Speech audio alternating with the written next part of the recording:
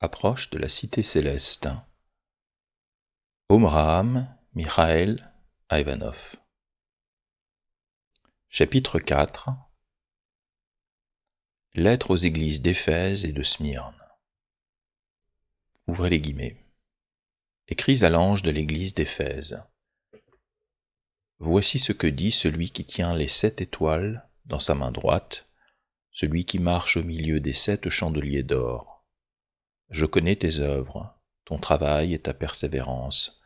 Je sais que tu ne peux supporter les méchants, que tu as éprouvé ceux qui se disent apôtres et qui ne le sont pas, et que tu les as trouvés menteurs, que tu as de la persévérance, que tu as souffert à cause de mon nom, et que tu ne t'es point lassé. Mais ce que j'ai contre toi, c'est que tu as abandonné ton premier amour. Souviens-toi donc d'où tu es tombé. Repens-toi et pratique tes premières œuvres. Sinon je viendrai à toi et j'ôterai ton chandelier de sa place, à moins que tu ne te repentes. Tu as pourtant ceci, c'est que tu hais les œuvres des Nicolaïtes, œuvres que je hais aussi.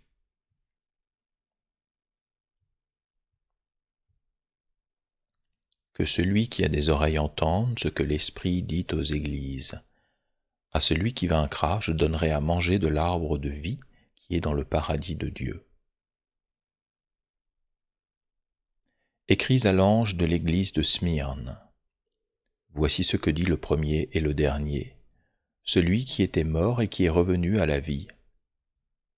Je connais ta tribulation et ta pauvreté, bien que tu sois riche, et les calomnies de la part de ceux qui se disent juifs et qui ne le sont pas, mais qui sont une synagogue de Satan. Ne crains pas ce que tu vas souffrir. Voici, le diable jettera quelques-uns de vous en prison afin que vous soyez éprouvés, et vous aurez une tribulation de 10 jours. Sois fidèle jusqu'à la mort, et je te donnerai la couronne de vie. Que celui qui a des oreilles entende ce que l'Esprit dit aux églises. Celui qui vaincra n'aura pas à souffrir la seconde mort. Fermez les guillemets. Apocalypse 2, 1, 12. Ces messages adressés aux églises d'Éphèse et de Smyrne contiennent tous ceux adressés ensuite aux autres églises.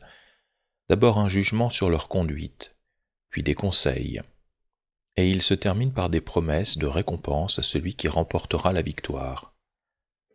À la première église, il est promis pour le vainqueur du fruit de l'arbre de vie.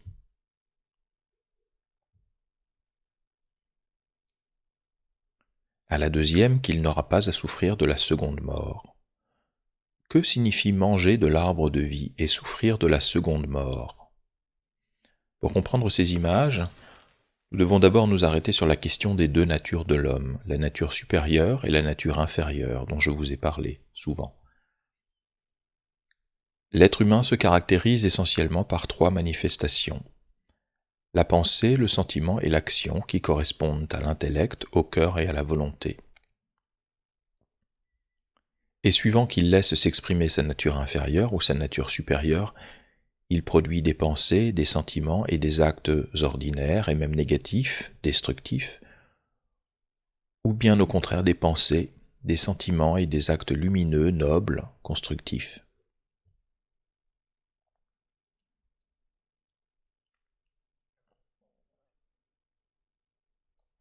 À la nature inférieure appartiennent donc le corps physique, le corps astral, le corps mental, et à la nature supérieure le corps causal, le corps bouddhique et le corps atmique. Cela fait 6 corps qui sont reliés 2 par 2. Au corps physique, la volonté, l'action, correspond le corps atmique, la toute-puissance divine, l'esprit. Au corps astral, les sentiments humains, correspond le corps bouddhique, l'amour divin, l'âme. Et au corps mental, les pensées humaines, correspond le corps causal, la sagesse divine, l'intellect supérieur. Comme vous le savez déjà, chaque corps possède un double. Le double du corps physique est le corps éthérique qui le vivifie et lui donne la sensibilité. Et il en est de même pour tous les autres corps. On peut donc compléter le schéma en indiquant par 2 petits cercles chaque corps et son double.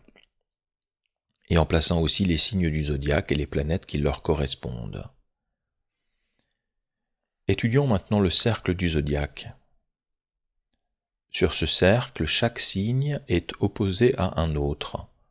Au Capricorne, le Cancer, au Verseau, le Lion, au Poisson, la Vierge, etc. Et ces relations ont une signification particulière. D'après le schéma précédent, nous voyons que le corps astral est dominé par Mars et Vénus. Mars qui incite à la violence, à la destruction, et Vénus qui déchaîne les passions sensuelles. Mais le corps astral est en liaison avec le corps bouddhique qui est régi, lui aussi par les mêmes planètes, mais dans leur aspect supérieur. Car les planètes possèdent deux aspects opposés. Mars, qui peut être colère et agressivité, se manifeste également comme courage, activité, dynamisme, esprit chevaleresque qui lutte pour protéger ceux qui sont plus faibles.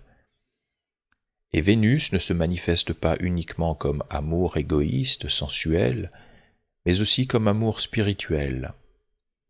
Chaque planète possède donc deux maisons, l'une dans la partie inférieure du schéma, l'autre dans la partie supérieure.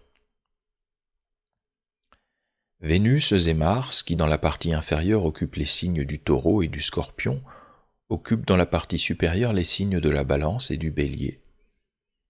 Or, sur le cercle du zodiaque, le Bélier est opposé à la Balance et le Taureau est opposé au Scorpion.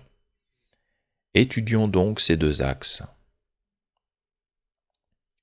Chaque axe relie un pôle positif, masculin, à un pôle négatif, féminin.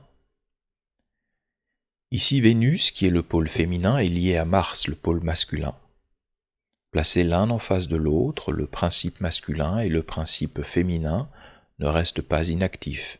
Ils se stimulent, s'exaltent, agissent l'un sur l'autre. Faites cette expérience, fixez quelques instants une surface rouge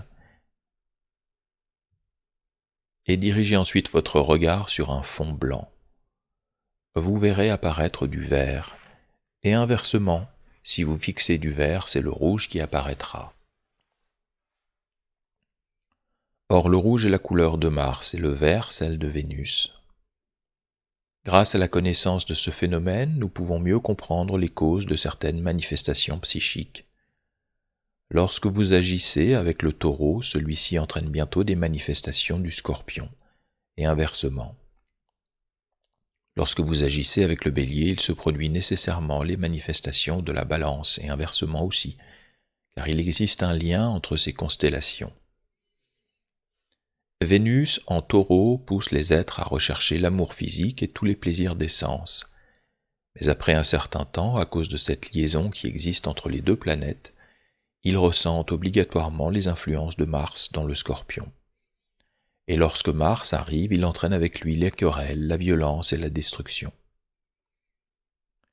Oui, celui qui s'abandonne aux emportements de l'amour physique finit par se montrer dur, agressif et même cruel. Inversement, celui qui laisse se déchaîner en lui la violence et l'agressivité devient très vite la proie de l'instinct sexuel. On voit tout cela pendant les guerres.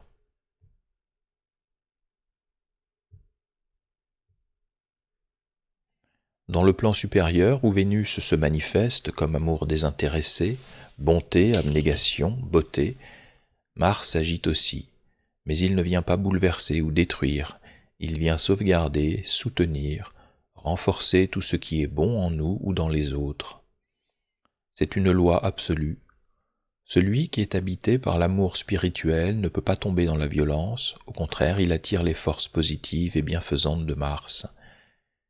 Et si c'est Mars qui se manifeste le premier en vous par des efforts de domination, de maîtrise des passions, de courage dans les épreuves, à ce moment-là, l'amour de Vénus viendra dilater votre âme et vous fera goûter la vie éternelle. Étudions maintenant le signe du Scorpion. Il correspond à la 8e maison zodiacale, maison de la mort. Au début du livre de la Genèse, où il fait le récit de la création du monde, Moïse écrit que Dieu avait placé Adam et Ève dans un jardin planté de toutes sortes d'arbres, Parmi ces arbres, il en mentionne deux. L'arbre de la vie dont il avait le droit de manger des fruits, et l'arbre de la connaissance du bien et du mal, auquel il leur avait interdit de toucher en disant « Si vous en mangez, vous mourrez ». L'arbre de la vie et l'arbre de la connaissance du bien et du mal. Vous ne trouvez pas que ce sont des noms étranges pour des arbres? En réalité, ces arbres représentent symboliquement des régions de l'univers et non de simples végétaux.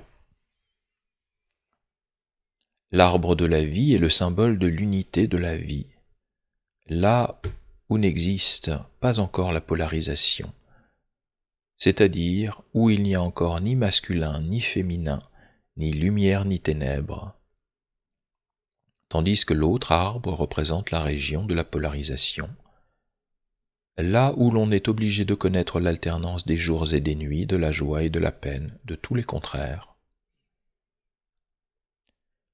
Dieu avait dit à Adam et Ève, ouvrez les guillemets, « Un temps viendra où vous pourrez manger de ce fruit, mais actuellement vous êtes encore trop faibles, et si vous en mangez en touchant aux puissances qu'il contient, vous mourrez. » Fermez les guillemets.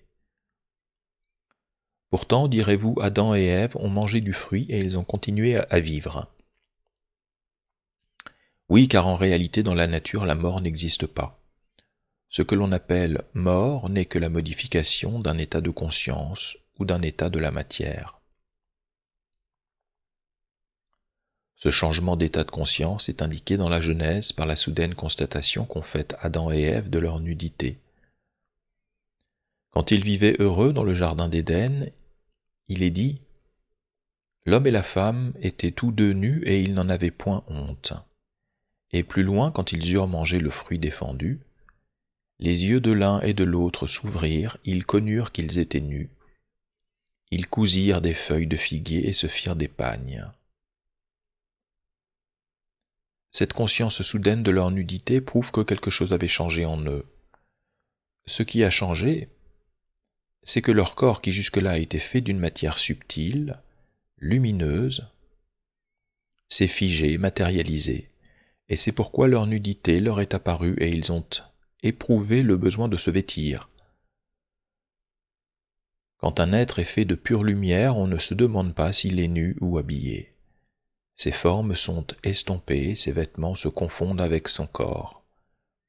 Mais quand il descend dans la matière, les formes se condensent et s'il ne porte pas de vêtements physiques, là, oui, on voit qu'il est nu. Si nous nous reportons maintenant au schéma de la page 61, nous voyons que ce que la tradition initiatique a appelé la chute est en réalité une descente dans le plan astral. Adam et Ève, qui vivaient dans le plan bouddhique, où domine Vénus et Mars supérieurs, sont tombés dans le plan astral où domine Vénus et Mars inférieurs. Dans le zodiaque, l'arbre de la connaissance du bien et du mal est donc représenté par l'axe Taureau-Scorpion, tandis que l'arbre de vie est représenté par l'axe Bélier-Balance. Celui qui vit dans la sensualité et les passions mange le fruit de l'arbre de la connaissance du bien et du mal. Il meurt chaque jour à l'état supérieur, tandis que celui qui se maîtrise mange du fruit de l'arbre de la vie éternelle dans le royaume même de Dieu. Reprenons maintenant le texte des lettres aux églises d'Éphèse et de Smyrne, et nous verrons comment il s'éclaire, grâce aux explications que je viens de vous donner, sur les deux axes Bélier-Balance et Taureau-Scorpion. Ouvrez les guillemets. Écris à l'église d'Éphèse, je connais tes œuvres, ton travail, ta persévérance. Le travail, la persévérance, le courage sont des qualités de Mars supérieures. Mais ce que j'ai contre toi, c'est que tu as abandonné ton premier amour, c'est-à-dire Vénus supérieure. Souviens-toi donc d'où tu es tombé, repens-toi et pratique tes premières œuvres. Ne reste pas dans les marécages du plan astral, mais efforce-toi de retrouver la force et l'amour spirituel du plan bouddhique. Tu as pourtant ceci, c'est que tu hais les œuvres des Nicolaïtes, œuvre que je hais aussi. Le bélier est herbivore, et il est le symbole de la pureté. Les Nicolaïtes étaient une secte d'hérétiques qui acceptait de participer à des banquets où l'on distribuait aux convives des viandes immolées aux idoles. À celui qui vaincra, je donnerai à manger du fruit de l'arbre de vie qui est dans le paradis de Dieu. Les qualités et les joies de l'amour divin dans le plan bouddhique. Et pour l'église de Smyrne, il est dit « Je connais ta tribulation et ta pauvreté, bien que tu sois riche. » Or le taureau correspond à la deuxième maison astrologique, celle de la richesse, de la prospérité. Il est donc question ici de la pauvreté spirituelle de l'église de Smyrne, qui est tombée sous l'influence de Vénus inférieure dans le taureau et de Mars inférieur dans le scorpion, d'où s'ensuivent des tribulations mentionnées pour la deuxième fois. Voici, le diable jettera quelques-uns de vous en prison afin que vous soyez éprouvés, et vous aurez une tribulation de 10 jours. Sois fidèle jusqu'à la mort, et je te donnerai la couronne de vie. Celui qui vaincra n'aura pas à souffrir de la seconde mort. Personne ne peut échapper à la première mort, la mort physique, mais celui qui remporte la victoire sur ses passions échappera à la seconde mort, la mort spirituelle donnée par le scorpion.